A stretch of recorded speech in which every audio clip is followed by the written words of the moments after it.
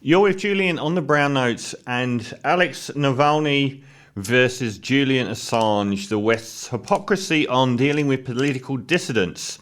Navalny was a Russian opposition leader, lawyer, anti-corruption activist and political prisoner, long persecuted by Putin's regime, and his biggest crime against them was to reveal corrupt practices, particularly involving the money men, the oligarchs, and the connections with corrupt practices in government.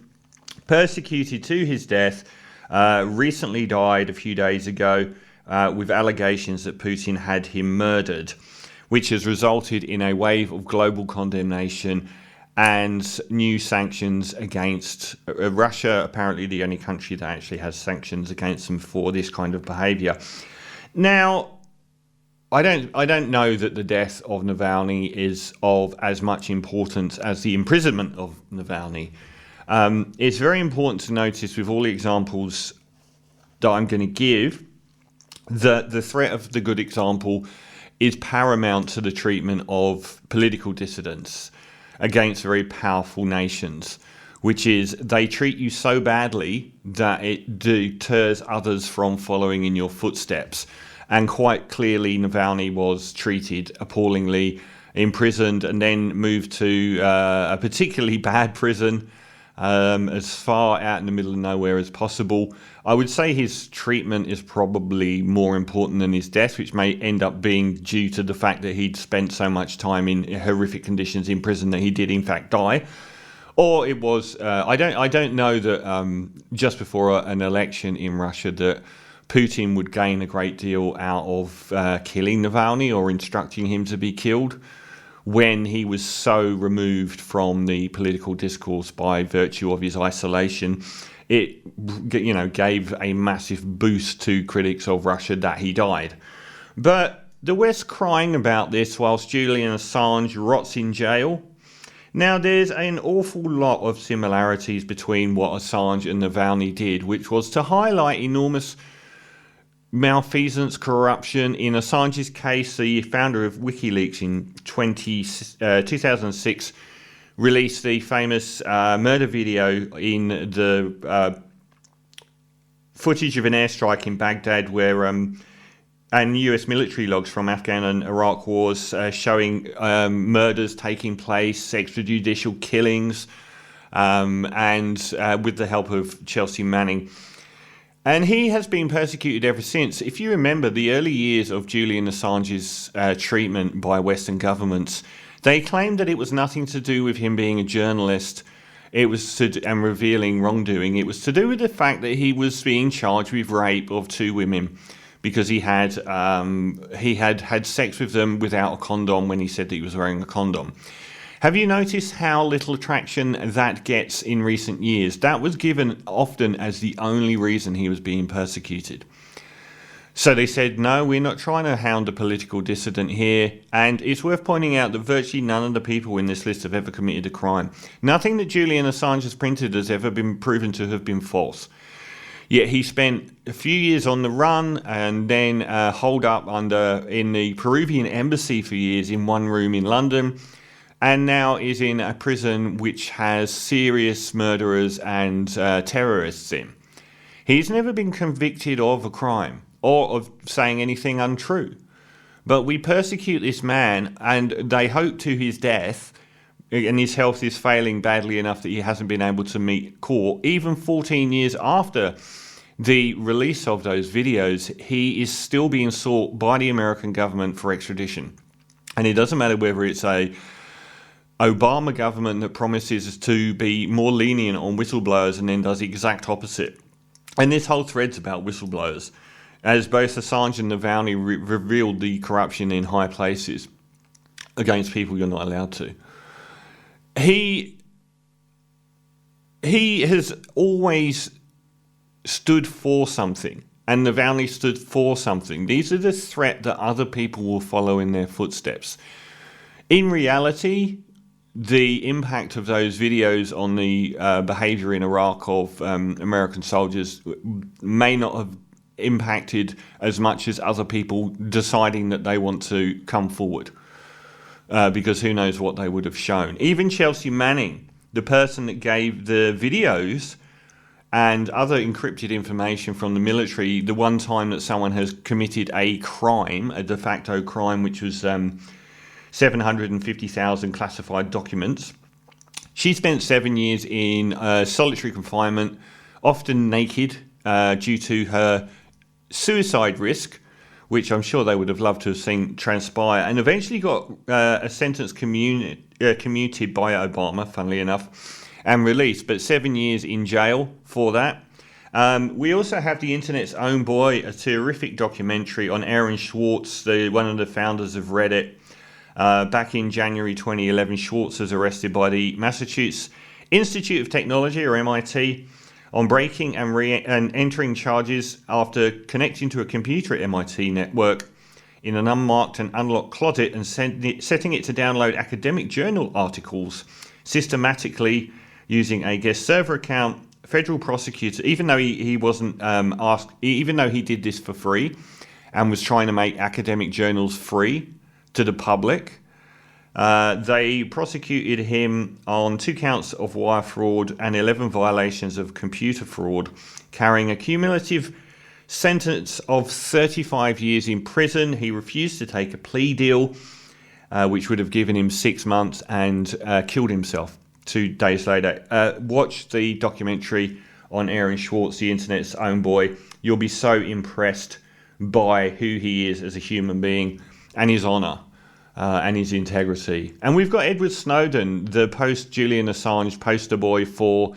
revealing enormous corruption. Snowden was hired by an NSA contractor, Booz Allen Hamilton, after previously working for Dell and the CIA. He got disillusioned with the programs which he was involved and tried to raise ethical concerns through internal channels, but was ignored. On May 20, 2013, Snowden flew to Hong Kong after taking leave from his NSA job and revealed hundreds of thousands of classified NSA documents to journalists Greenwald, Laura Poitras and Barton Gelman. On June 21, 2013, the US Department of Justice unsealed charges against Snowden of 2 counts of violating the Espionage Act, and he remains, I believe, in hiding in Moscow nearly 10 years later. And Australia does not have a good track record here either. In the Australian East Timor spying scandal, Witness K revealed enormous... Witness K, a former ASIS intelligence officer who led a bugging operation against the East Timor government, where the John Howard government bugged the East Timor government, the country that we had been shouting to the world that we were freedom fighters for against the Indonesian government, in order to steal their oil, which we did and have never really made amends for.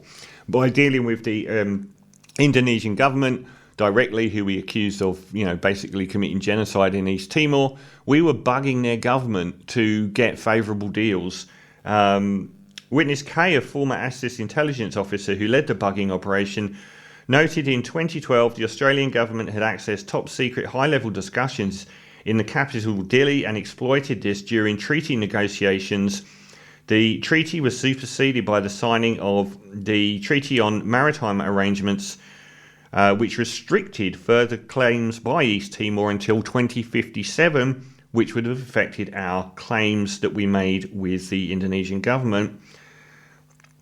What would be the most valuable thing for Australia to learn is what our bottom line is, what we're prepared to settle for. There's another thing that gives you an advantage, what the instructions the Prime Minister has given to the lead negotiator. And finally, if you're able to eavesdrop, you'll know about divisions within the East Timor delegations.